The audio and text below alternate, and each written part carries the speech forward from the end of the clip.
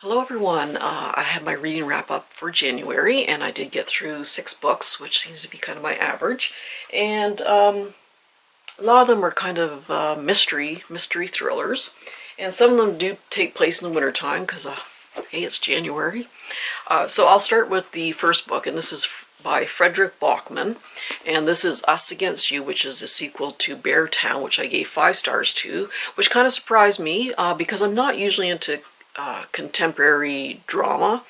But yeah, I gave Beartown a 5-star. I love his writing and his insight into the human condition. I just love this writer. So this is a sequel, Us Against You, and these books take place in a small Swedish town where everything kind of revolves around the success of the hockey teams.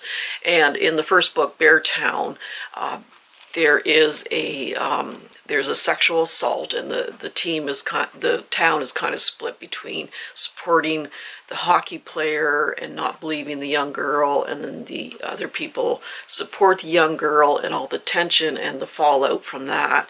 And this continues on in the same small town. They're trying to rebuild the hockey team, and the tensions are still continuing, the fallout still continuing, and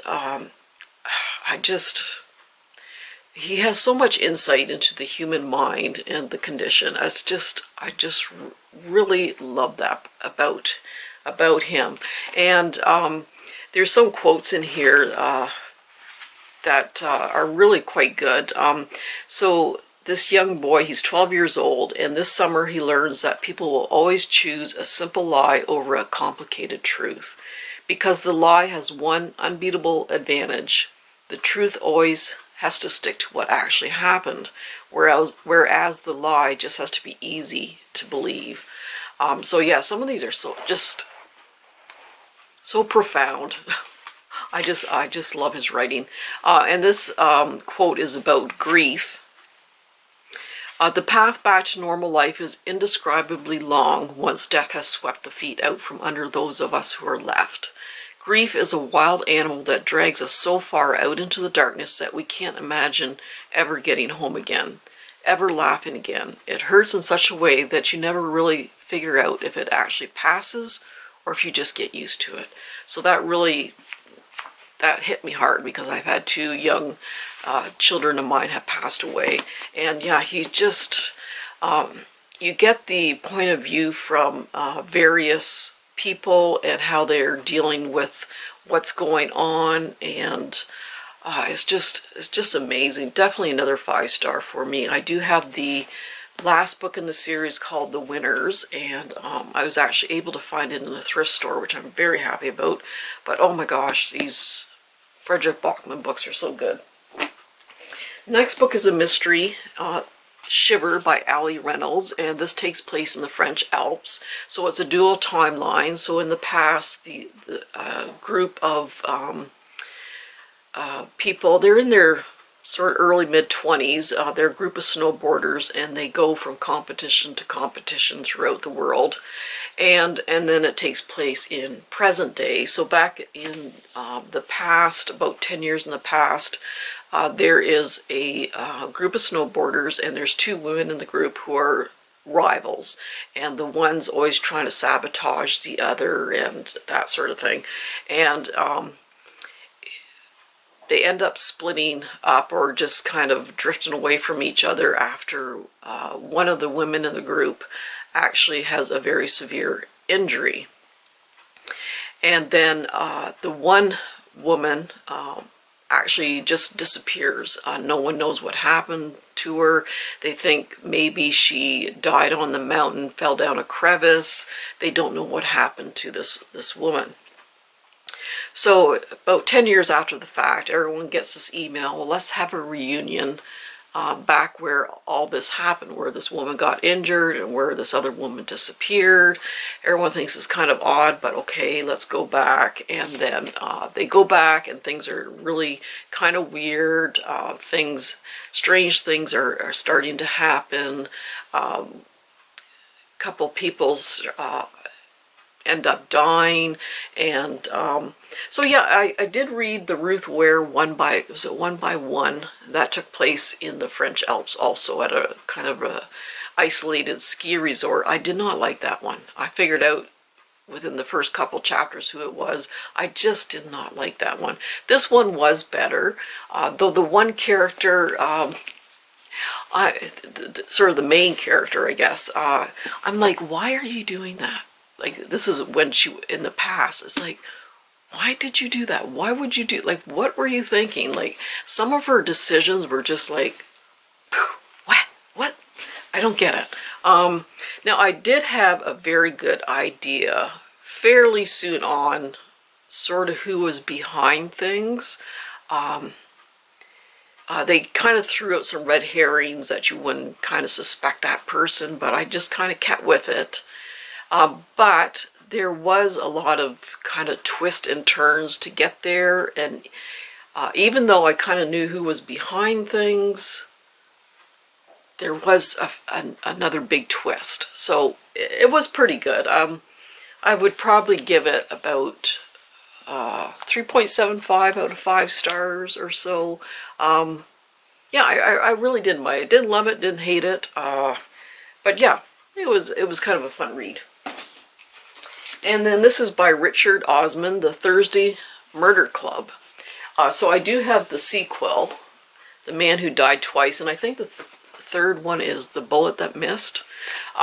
So this is the first book in the series. So there is a retirement village, and there is a murder, and this Thursday Murder Club, there is a police officer in the club, like a retired police officer, and there's this woman who, I think she was like a spy in the past, and there's other like a teacher, that sort of thing, and they meet every Thursday and try to solve unsolved murders from the past and that.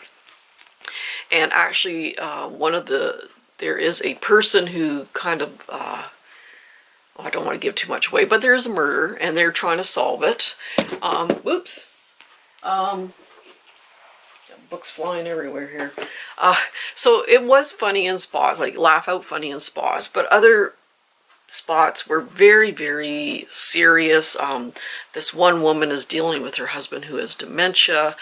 There's one gentleman who's dealing with his wife who's in the hospital with a stroke, and just age-related issues. So it does get very serious at times about how people do have to cope with things as they get older, the grief, illness, etc., etc. So it had its funny parts, it had its very sad parts, but yeah, it was pretty good. I gave it about 4 out of 5. I really did enjoy it, and I'm looking forward to the next book. And then the next one is a very creepy book, Near the Bone by Christina Henry, and I would like to read some more of hers. She did write The Ghost Tree, which I'm trying to get my hands on. So initially you find out that there is this married couple, Maddie and William. They live in a very, very isolated cabin in the mountains. They're kind of living off the grid, and it's a very abusive, physically and emotionally abusive relationship. So that's just a trigger warning. And one day, Maddie is out checking the traps, and she finds this animal that's been just basically mauled to death. It has not been eaten, which most animals do. They're not going to kill just for the heck of it. They're going to actually eat it. But this one was just mauled, and it wasn't eaten. So she tells her husband about it, and a lot of very odd things are popping up. So they're wondering, like, this is not a bear. It's just not acting like a bear. They're hearing these wild sounds and noises in the woods. So they're thinking this is some kind of creature we're not even aware of. So yeah, it was filled with a lot of tension. Throughout the story, you find out who William and Maddie actually are and what's their backstory is. And you're thinking, God, what's more horrifying their backstory, or this creature that they're not sure what it is. And then these hikers come out, and things just kind of go downhill from there. And yeah, it was creepy, it was spooky. Yeah, usually not too many books really scare me too much, but this one was, it was creepy. It was very, very creepy, and it was very sad. The domestic abuse was just, like I said, what's more horrific, this animal out in the woods, or the abuse that she has to go through. But yeah, it was very good. I would give like 4.5 stars. I really did enjoy it. And then this, I do love my history books. This is Medicus. One of my subscribers has suggested this series to me, and this is by Ruth Downey.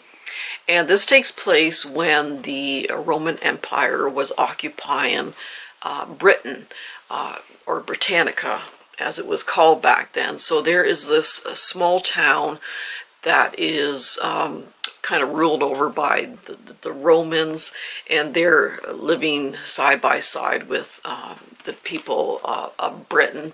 And this main character is a doctor with the Roman army, and it was actually kind of fascinating learning about the treatments, which I love. Medical history, I'm just right there for. So it was very fascinating reading about the procedures that they were actually able to do and how they treated certain symptoms.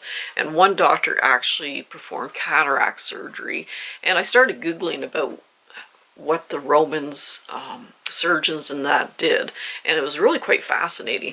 They weren't always successful, the cataract surgeries, needless to say, but they did attempt them.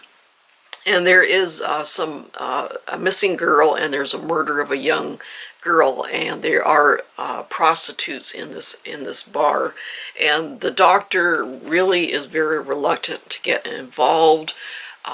It takes a while for the investigation to kind of get started. The Romans kind of make a half reluctant effort to try to find out who murdered this girl, but I mean, it was a British prostitute, no one cares at the time. So he doesn't really get interested in investigating until he gets kind of drawn into it. There's some attempts made on his life, and then he's like, okay, I gotta figure out what's going on. So it is a bit of a slow read. He doesn't really start investigating too much till maybe about half or 3/4 of the way through the book. So it probably could have been a bit of a shorter book.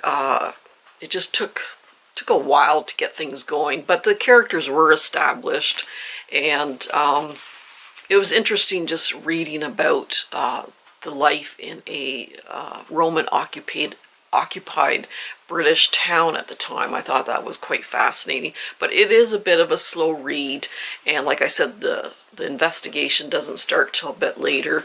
I would probably give it about 3.75 stars out of 5. I do have a couple of the books following this one, so I am looking forward to reading it. It just took a while to sort of get into the investigation, but it was quite interesting reading about the town and the medical procedures and that. And then this is by Seanan McGuire, and this is the second book in the Wayward Children series. And this is Down Among the Sticks and Bones. So the very first book, it took place in this home for wayward children. So it's all these children who found this mysterious doorway, and they went through the doorway, and it was just a whole different world. Normally their families are not accepting of them. They're kind of rejected by their families because they're different. This is so the first book, there was a couple of murders, and they find out who was murdering these children at the home. And this book takes two of those characters in the first book, and it sort of gives their backstory of what actually happened when they were children. So their parents, they're twins, Jacqueline and Jillian. They go by Jack and Jill. The parents if you want to call them parents. Don't even know why they even had children.